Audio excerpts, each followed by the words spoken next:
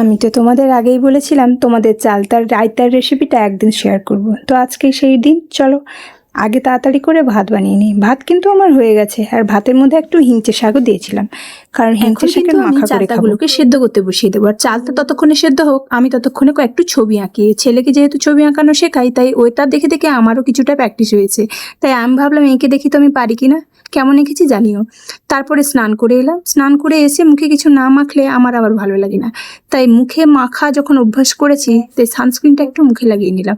ও sorry, সানস্ক্রিনটা আজকে লাগাইনি, আজকে ক্রিমটা লাগিয়েছিলাম, যেহেতু আমি ঘরে বাইরে বেরোবো না। এবার কিন্তু শাক ভাজাটা বসিয়ে দিয়েছি। আজকে হয়েছিল কলমি শাক আর সজনে শাকের ভাজা।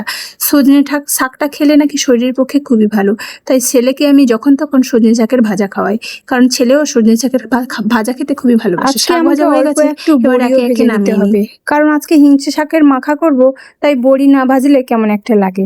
তাই হিংচে শাকের মাখাতে বড়ি দিলে খেতে বেশি টেস্টি হয়, তাই বড়িগুলোকেও ভেজে একে একে তুলে নিলাম। এবার কিন্তু তৈরি করব চালতার রায়তার মেন রেসিপিটা, মেন যেটা লাগে। রাইগুলোকে বেটে নিয়েছি, তার সাথে দুটো পেঁয়াজও বেটে নিয়েছি, তার সাথে কাঁচা লঙ্কা, হলুদ আর গুঁড়ো লঙ্কা অ্যাড করে গুলে নিয়ে রেখে দেবো। একটুক্ষণ রাখলে ওটা ভালো করে মিশিয়ে যাবে। দাঁড়াও দাঁড়াও, আগে কড়াই থেকে বড়ির ভাজাটা তুলে নিই। বড়ির ভাজা তো তোলা হয়ে গেছে, কড়াই গরম হয়ে গেছে, 5 ফোড়ন দিয়ে দিয়েছি। এবার সেদ্ধ চালতাগুলোকেও দিয়ে দিলাম। এগুলোকে একটুক্ষণ নাড়াচাড়া করব। ভালো করে নাড়াচাড়া করার পর অল্প লবণ দেব, তার সাথে কয়েকটা কাঁচা পেঁয়াজ দিয়ে দেবো, কুচো করে রাখা। পেঁয়াজটা পরে দিলাম কেন জানো তো, পেঁয়াজগুলো লাল লাল হয়ে গেলে আমার ভালো লাগে না, কাঁচা কাঁচা থাকবে, ওর মধ্যে ভালোই টক ঢুকে যায়, তখন ওই পেঁয়াজগুলোও খেতে বেশ ভালো লাগে।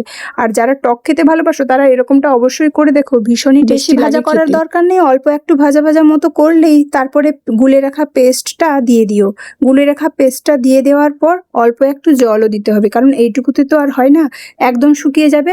একদম শুকোবে না, হালকা একদম মাখো মাখো ভাব থাকবে। তার উপরে অল্প একটু সর্ষের তেল ছড়িয়ে দিবে, তাতে টেস্টটা আরো বেড়ে যায়। দেখো এইভাবেই আমার হয়ে গেছে, এরকম মাখো মাখো থাকবে আর খেতে সেই টেস্ট। চলো, আমার তো আর তর সইছে না, আমি একটু খেয়ে দেখি কেমন হয়েছে। উফ, কি গরম! গরমটাকে ফুঁকে ফুঁকে মুখে চালান করে দিলাম।